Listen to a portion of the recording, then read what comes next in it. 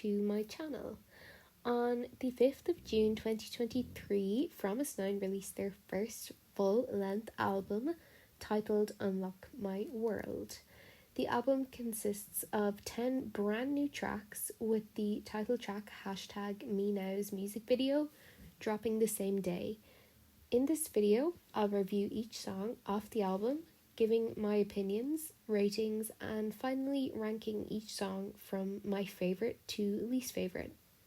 Before we start, don't forget to give this video a like and subscribe to my channel for more content relating to both fromis and many other K-pop groups. Now let's begin with the first track, Attitude.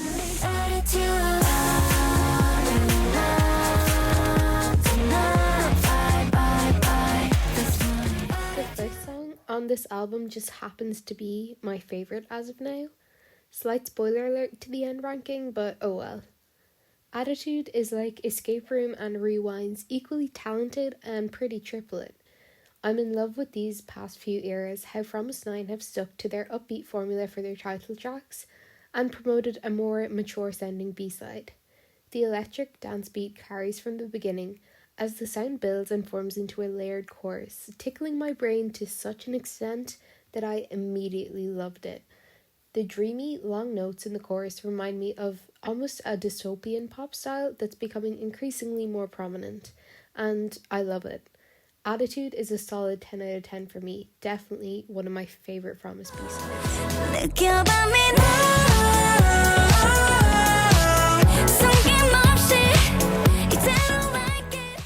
The classic fromis formula. For many groups, it gets old quickly, but in my opinion, fromis does it so well that I've yet to become sick of it. I love how despite the repetitive use of this structure, their sound is gradually maturing while maintaining an upbeat pop style. This definitely won't dethrone others as my favourite title tracks, as it is quite short and the verses feel rushed, but it is still a fabulous song for the summer, upbeat and positive. I just wish the song was longer and had more substance and a long-standing bridge, but nonetheless, thank you fromis girlies for being the queens of pop, and the homage to their previous title, We Go, definitely didn't go unnoticed. Now,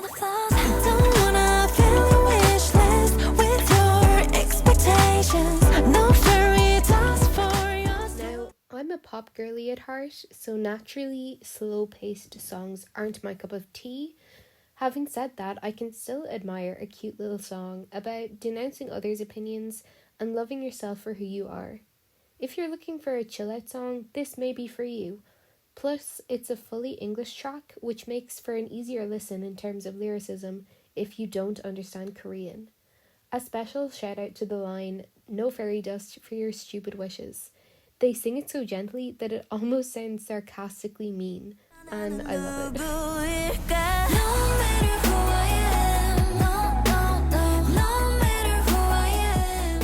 Again, I wouldn't really be the biggest fan of slower paced songs, however I will say I do prefer the melody of In the Mirror, as it seems to have more production value and isn't solely reliant on vocals.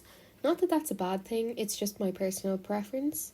My favourite part of the song has to be the rap part of the second verse.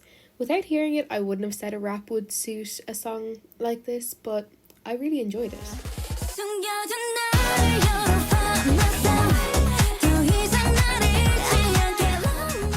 Yes, back to the pop I love.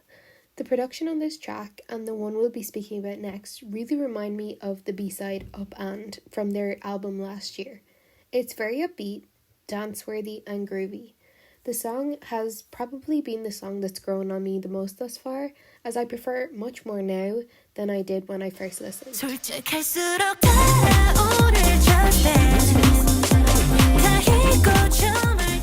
Probably one of the most loved songs from this album so far, with the production much more layered and intricate than previous songs on the album. Like I mentioned, this song reminds me a lot of Up And, which was definitely one of my top 5 fromis B-sides prior. This is H&M music done right, ladies and gentlemen.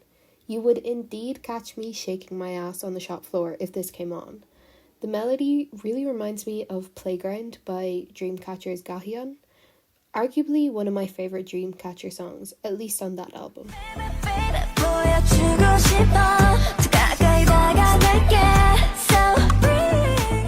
Another cute bop. I adore how they sing the line "Bring It On" in the chorus. It really showcases their airy vocals. This song has been stuck in my head ever since I first listened to it. It's so funky and groovy, but simultaneously chill and relaxing. Another one of my favourites from the album.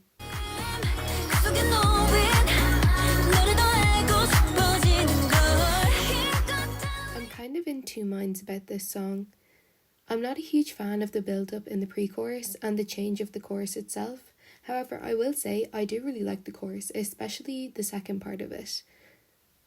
I wouldn't say I'm a huge fan of the song, but it's definitely not the worst on the album, and I'd still listen to it.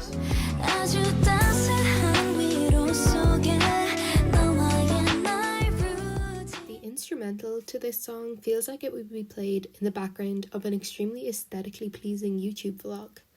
I love the chill, lo-fi beats and their soothing vocals. While I don't usually like slower paced songs, this would definitely be my preference of slow songs if I had to choose.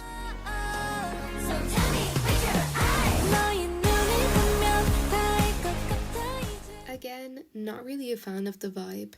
I do love the second part of the chorus, but I'm not a fan of the chanting during the chorus itself.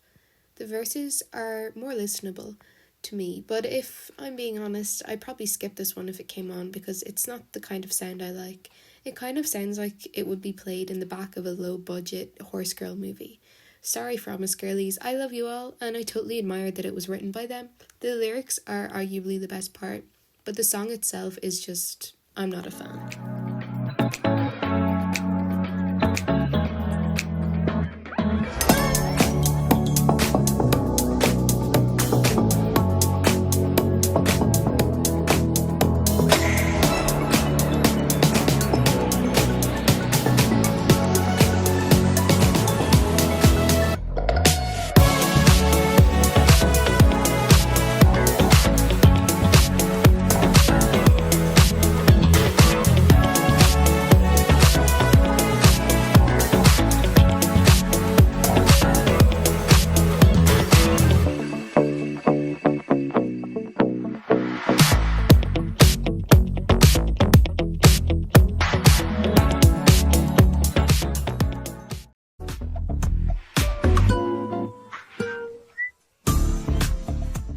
Overall, this is an extremely solid and cohesive album, although I'd expect nothing less from the Fromis girlies.